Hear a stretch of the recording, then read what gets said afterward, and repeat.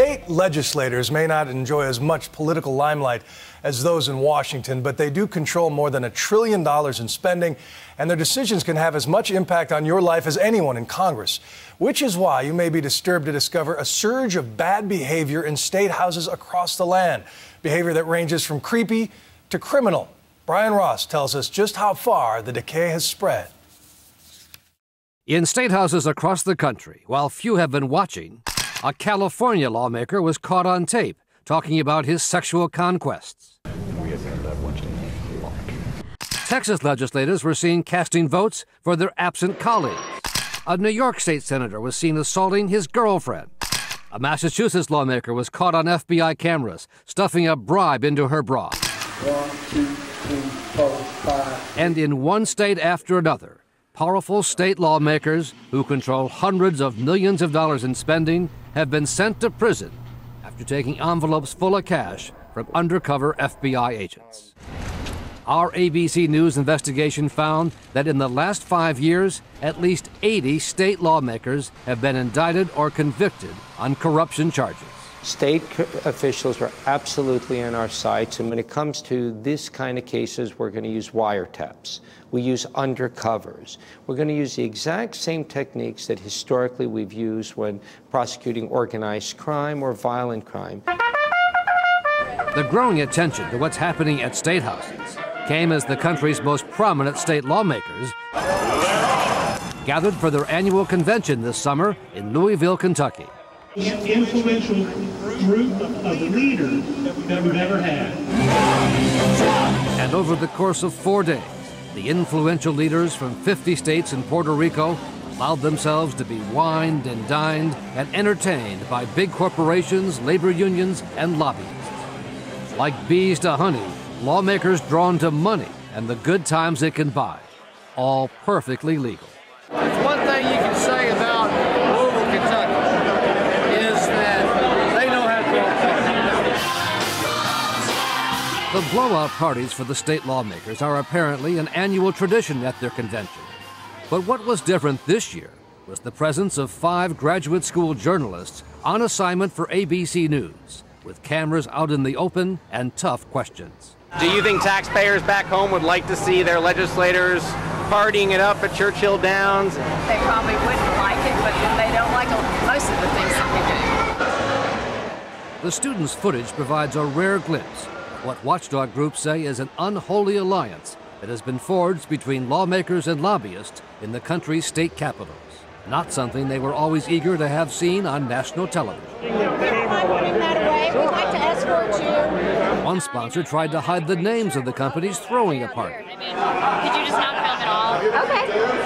What's wrong with the sign? Is that a problem? There's nothing wrong with the sign. It's just a private event.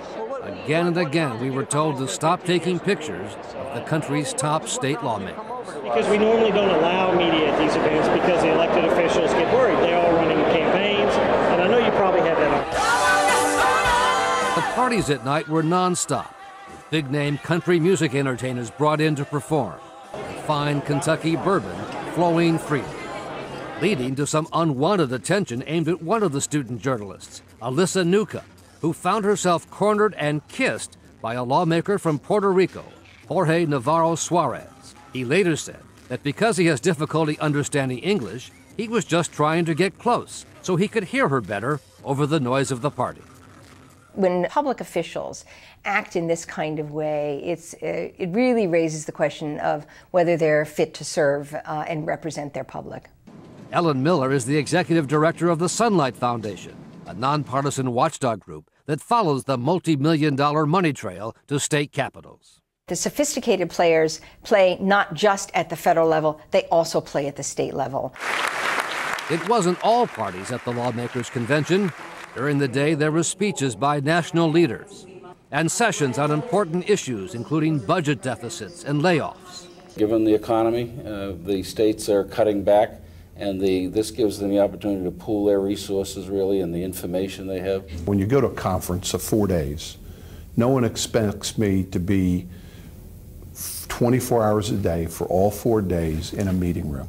There was also a session on the need for integrity in state government. Integrity, meaning ethics, is a very big part of what's important today, particularly in the public eye.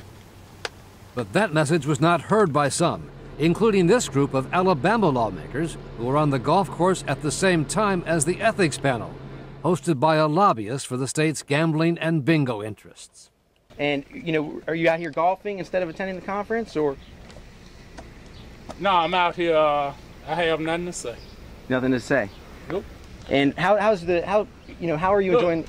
If you don't want me to take this to you, gentlemen, leave. But what happened on the golf course and at the parties in Louisville pales in comparison to what the students found elsewhere this summer in their investigation. Unbecoming conduct is unbecoming conduct, whether you're on vacation or, speaking on the floor of the assembly. It's shocking, frankly. In California, the lawmaker bragging about his sexual conquest did so on an open mic at a committee hearing, talking about a young female lobbyist. I've been getting to spank her. You are? Yeah, I like that. The New York State senator, caught on tape assaulting his girlfriend, was kicked out of office and just yesterday indicted on separate charges of corruption. In Massachusetts, 3 successive speakers of the House have been indicted or convicted, not to mention the lawmaker who took a bribe from an FBI undercover and stuffed the cash in her bra. I was dancing with my darling to the Tennessee Waltz. But by far the biggest State House corruption case in recent years was in Tennessee. Named after the state's signature song, Operation Tennessee Waltz revealed a shameful culture of corruption inside the State House in Nashville. 6, 7, 8, 9, 10. Undercover FBI cameras were rolling as 5 of the state's leading politicians accepted envelopes full of cash from an undercover FBI agent. It made me heartsick every time I gave them an envelope full of cash.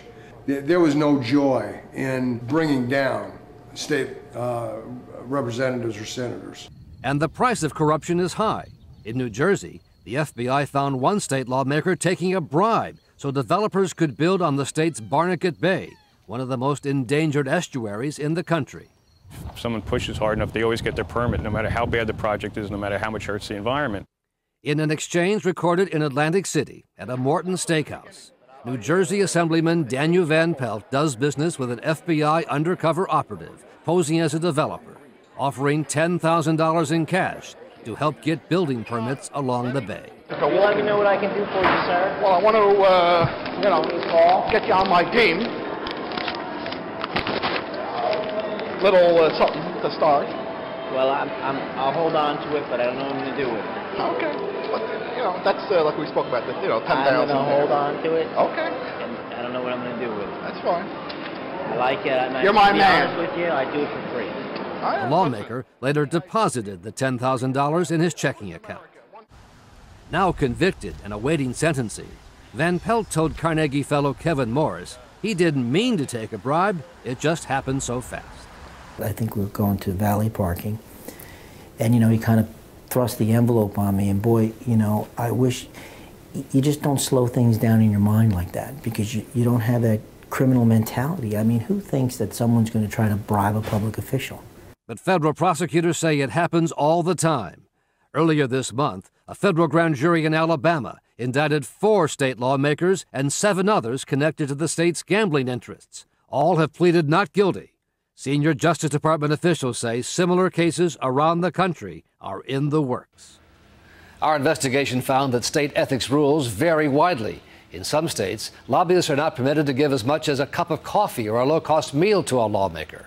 But in Alabama, by contrast, a lobbyist can give a lawmaker $250 a day without even reporting it. That's $90,000 a year, all completely legal. Sometimes, Bill, the scandal is not what's illegal, but what's legal.